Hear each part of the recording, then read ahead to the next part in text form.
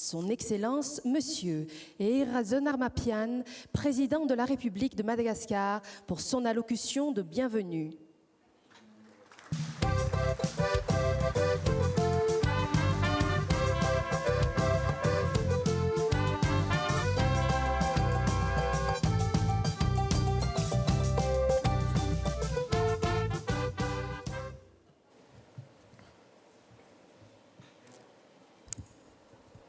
Excellences, Mesdames et Messieurs les chefs d'État et de gouvernement, Mesdames et Messieurs les chefs de délégation, distinguées Premières Dames, Madame la Secrétaire générale de la francophonie, honorables invités, Mesdames et Messieurs, mes premiers mots sont pour vous dire Tungasu, bienvenue à Antananarivo, la ville des mille, notre capitale. Je souhaite à toutes et à tous un excellent séjour dans notre grande île Madagascar.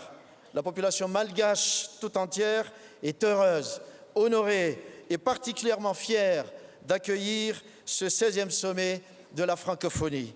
Ce sommet revêt pour nous malgaches une saveur particulière, tenant tant au nombre qu'à la qualité de ses acteurs et des participants. Il nous offre aussi l'occasion, durant votre séjour, de vous montrer que notre peuple attache une attention particulière à la qualité de l'hospitalité, ainsi qu'un engouement certain à accueillir les peuples amis.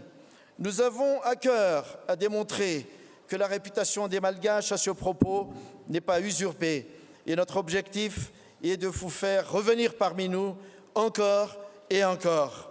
Nous sommes encore honorés, Mesdames et Messieurs, car c'est dans notre capitale, Antananarivo, qu'en 2005, la 21e conférence ministérielle a donné naissance à la nouvelle charte de la francophonie, charte qui rationalise les structures de la francophonie et ses modes de fonctionnement et qui a consacré l'appellation l'Organisation internationale de la francophonie. Il a donc fallu attendre 11 ans pour que les chefs d'État et de gouvernement se rencontrent enfin en Antananarivo après un premier rendez-vous manqué en 2010. Le peuple de Madagascar, en participant et en défendant des élections libres, transparentes et démocratiques fin 2013, a entendu tourner définitivement le dos aux crises politiques cycliques qui ont émaillé notre pays ces dernières décennies, crises qui constituaient de véritables freins aux actions de développement. Les Malgaches sont aujourd'hui fondamentalement convaincus de la nécessité d'une stabilité pérenne pour asseoir des actions de développement solides. La communauté francophone a vivement soutenu, encouragé, reconnu l'avancée démocratique de Madagascar en décidant, lors du 15e sommet de Dakar, qui s'est tenu 11 mois seulement après les élections présidentielles et législatives malgaches, de nous confier l'organisation de son 16e sommet. Ce sommet résonne ainsi comme une consécration de ce retour de Madagascar dans le concert des nations. Nous avons eu certes des rapports complexes avec l'histoire et il faut dire, nous apprenons chaque jour, comme tant d'autres pays, à dépasser les blessures de la période coloniale avec laquelle se confond encore, par certains moments, l'usage de la langue française.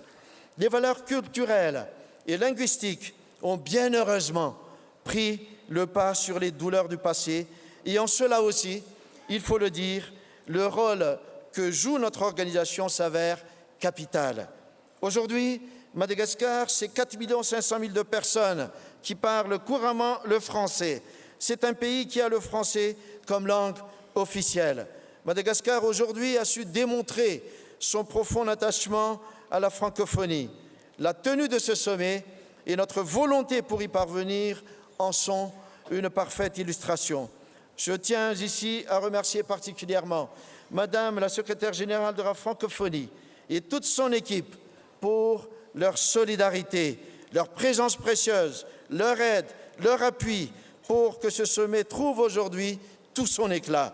Si le peuple malgache aujourd'hui est fier de ce succès, vous êtes, Madame la Secrétaire générale, cher Michael Jean, et votre équipe, en grande partie, les artisans. Ce succès, merci.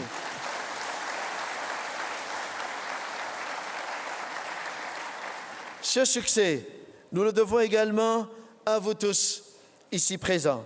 Trouvez ici notre profonde gratitude. Ensemble, avançons vers le progrès à travers la force de notre diversité et de nos différences. Pour illustrer cette diversité, je voudrais vous citer nos écrivains Jean-Joseph Rabé-Arrivel ou encore Jacques Rabé-Mananzar, figures de cette culture francophone et qui sont aussi la fierté de notre pays. Est-ce que vous savez, par exemple, que Jean-Joseph Rabé-Arrivel n'a jamais été en France? Ceci ne l'a pas empêché de créer à sa façon cet art de parler et d'écrire le français dans un esprit particulier et culturellement malgache, ce qui fait de lui un symbole de la diversité culturelle francophone. Il est considéré aujourd'hui comme le premier poète africain moderne. Je vous invite, pour ceux qui ne le connaissent pas, à découvrir ses différentes œuvres. Le plaidoyer ambitieux mais réaliste sur le thème de ce 16e sommet, croissance partagée et développement responsable, les conditions de la stabilité du monde et de l'espace francophone se situent au confluent des grands enjeux mondiaux qui détermineront la marche du monde au cours de ce 21e siècle. Il est aussi au carrefour des objectifs et des missions de l'Organisation internationale de la francophonie, tout en étant cohérent avec les priorités de Madagascar en raison de sa situation politique, économique et sociale. La déclaration d'Antananarivo, en installant le concept de croissance partagée, promeut un nouveau mode de développement et un nouvel équilibre des relations économiques.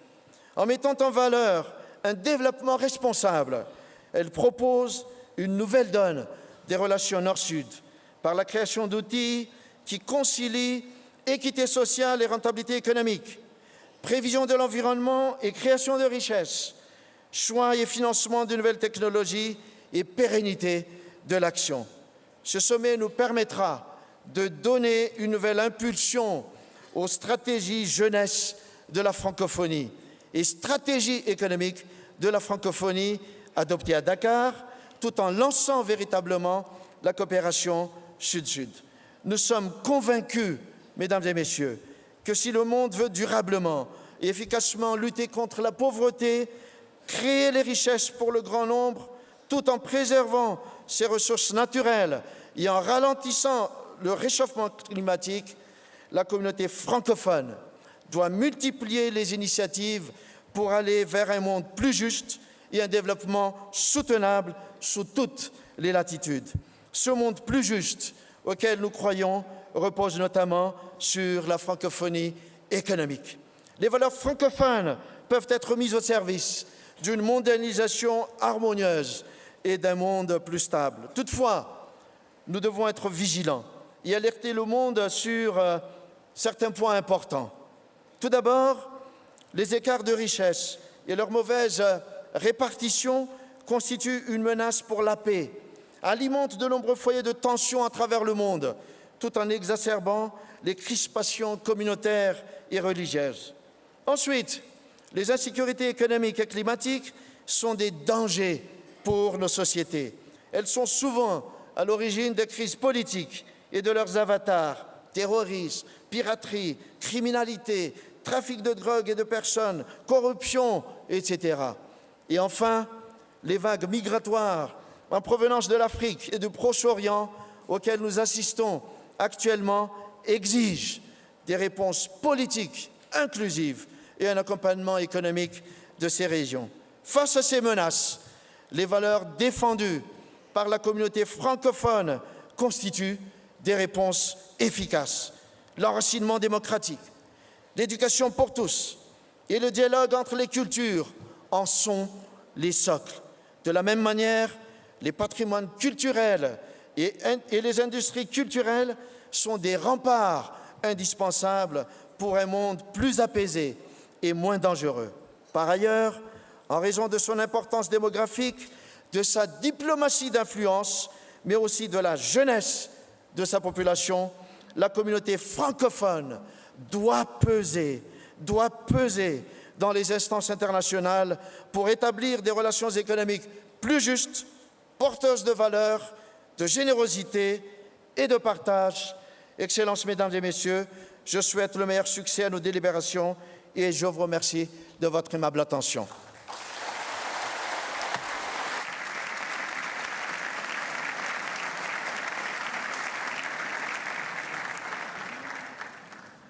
Merci, Excellence.